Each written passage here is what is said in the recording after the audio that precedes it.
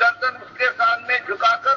ثابت کرنا ہوگا کہ صحیح معنوں میں تم اس کے غلام ہو اور اس کی غلامی کے علاوہ کسی اور فرادے کو برداشت نہیں کر سکتے. تو یہ مسئلہ پورے قرآن کا ایک مسئلہ ہے. کبھی اس انداز سے کبھی یہ کہ انسانیت جب بھول جاتی ہے، جب ایمان کا مقام اس کے اندر باقی نہیں رہتا اور یہ دنیا ہے چھا جاتی ہے، جب معیار بدل جاتے ہیں،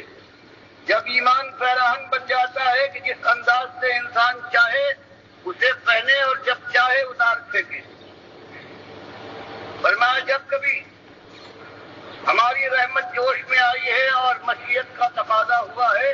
تو ہم نے انسانیت کو سمجھانے کے لیے جس کو بھیجا ہے اس نے یہی ایک ایمان کا مسئلہ اٹھایا ہے کہ بھائیوں ایک مسئلہ حل کر لو، پھر تمہارے ہزار مسائل ہیں چٹکیوں میں حل ہو جائیں گے. فرماتا ہے وَلَقَدْ بَعَثْنَا فِي كُلِّ أُمَّةٍ رَسُولًا أَنِ اعْبُدُوا اللَّهَ وَاجْتَنِبُوا الطَّاغُوتَ.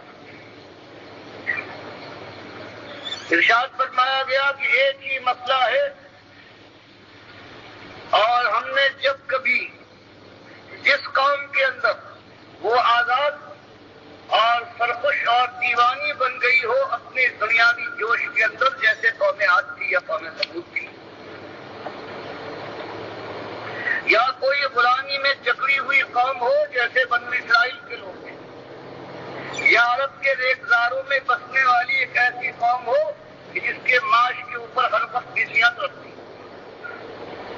یا مرغزار ہوں شام اور فلسطین کے، یا بابل اور نیروا کے. ہر جگہ ایک ہی مسئلہ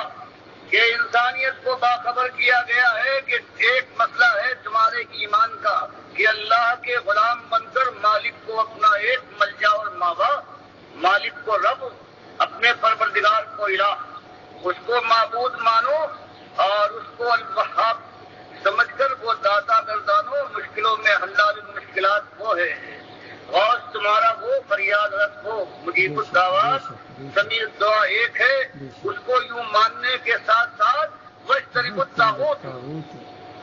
اور کتنے یہ باطل ہیں اپنا تخت بچھائے ہوئے طاغوت کی شکل میں براجمان ہیں اور اپنی جلاتے ہیں خود مختاری کی ہوا میں دیوانے بن گئے ہیں.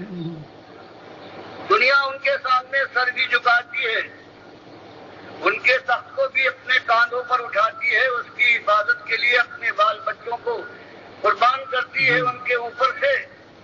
اور ان کی بات مانتی ہے. فرمایا اگر ایماندار صحیح معنوں میں توحیدی ہو تو اس طاغوت کے تم دشمن بنو گے، اس سے میل ملاپ، لین دین اور مداحنت کا کوئی موقع نہیں ہے. اللہ کو اپنا مالک مانتے ہو تو اللہ کے جتنے دشمن ہیں طاغوت کی شکل میں، چاہے خود اللہ کی بندگی کی طرح سے اپنی بندگی کی طرف بلائے، مالک کی کبریائی کی چادر پر ہاتھ ڈال کر خود اوڑھنا چاہیں یا کسی اور کو وہ چادر اڑانا چاہیں، فرمایا یہ سارے طاغوت ہے، ان کے دشمن بن کر اٹھو گے. یہ بات مکے کی آیات میں آ رہی ہے. سورہ بقرہ پہلی سورت نازل ہوئی ہے، اس میں اور دوسرے انداز سے اور سختی کے ساتھ میں یکفر بالطاغوت ویؤمن باللہ فقد استمسک بالعروۃ الوثقی لا انفصام لها.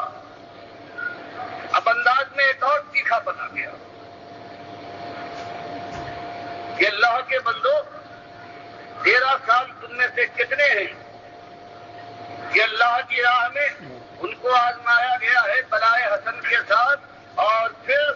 ان کو اللہ کی طرف سے توفیق ملی ہے ہجرت تک. یہ 3 مارکے انہوں نے سر کر لیے ہیں. اب آخری مارکا فولاد کا مارکا آنے والا ہے جہاں پر سر اچھلتے ہیں، سینے چاک ہوتے ہیں.